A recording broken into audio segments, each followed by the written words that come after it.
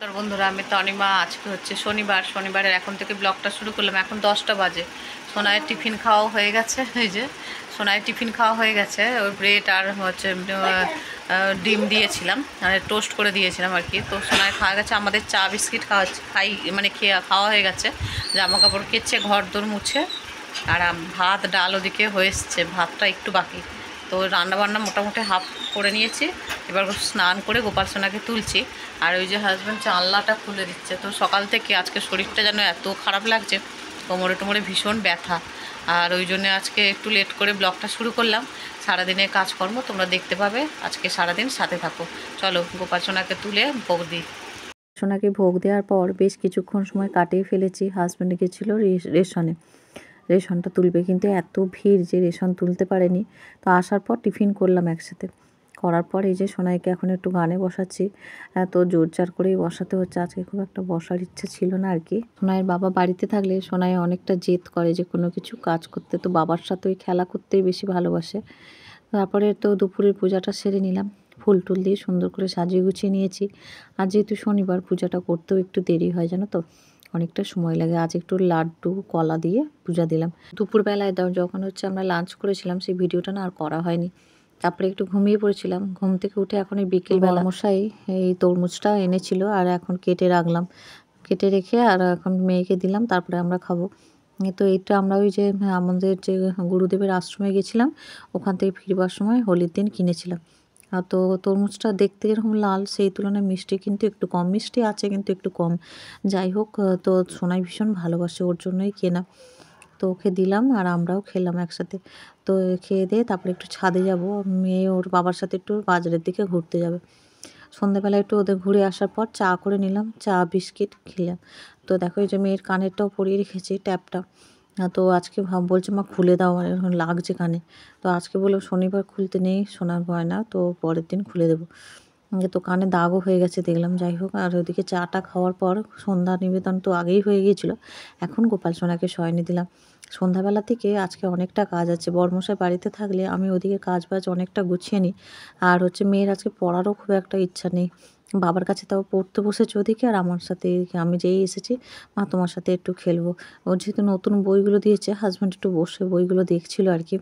মলাট টলাট তো সব হয়ে গেছে। এদিকে রাতে রান্নাটাও বসিয়ে দিয়েছি, কারণ বেশ অনেকটাই রাত হচ্ছে।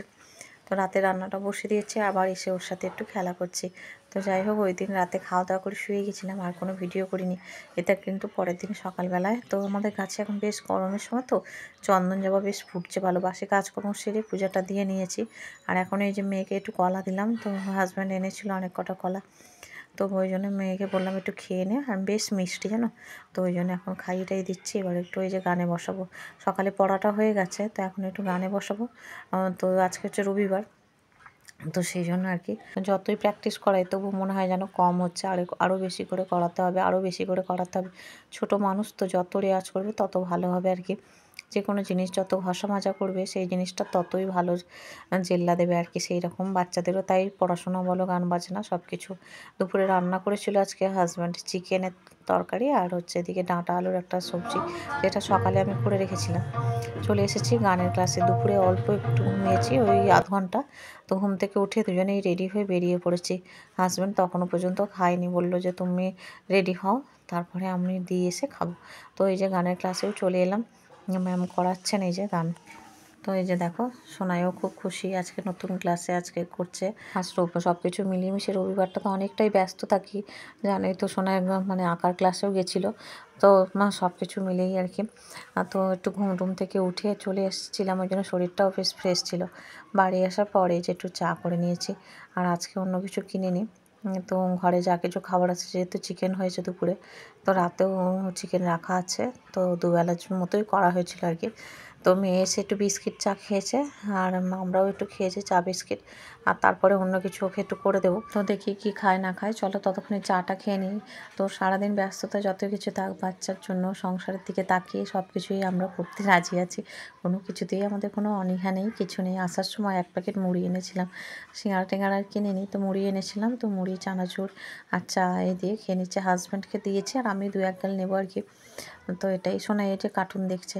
এখন করে যেহেতু রবিবারটা আমরা একটু তাড়াতাড়ি ফিরে আসি, যেহেতু আমরা তাড়াতাড়ি যাই, তো সেই জন্য একটু তাড়াতাড়ি ফিরে আসি। তো আজকে সোনাইকে দোলের মেলায় হাজব্যান্ড নিয়ে গেছিলো নরেন্দ্রপুরে। দেখছে যে ওখানে দোলের মেলা তো বসেনি, তো ওখানে একটা বিয়েবাড়ির প্যান্ডেল হয়েছে না, আমরা গিয়ে আবার ফিরে এসেছি। তো সোনাইকে একটু ব্রেড আর হয়েছে ডিম দিয়ে করে দিলাম, তো আর তার উপরে একটু সস দিয়ে দিয়েছি। তো সোনাই খেয়ে দিয়ে বাবার কাছে পড়তে বসবে, আর আমি ভাতটা ওদিকে বসিয়ে জামা কাপড়গুলো গোছগাছ করে নেবো আর ধুয়ে দেবো কিছু জামা কাপড়, কারণ এই বাইরে থেকে আসার পর না ওগুলো ধুয়ে দিয়ে আমি সঙ্গে সঙ্গে বাথরুমে মানে গামলায় রেখে ধুয়ে দিই।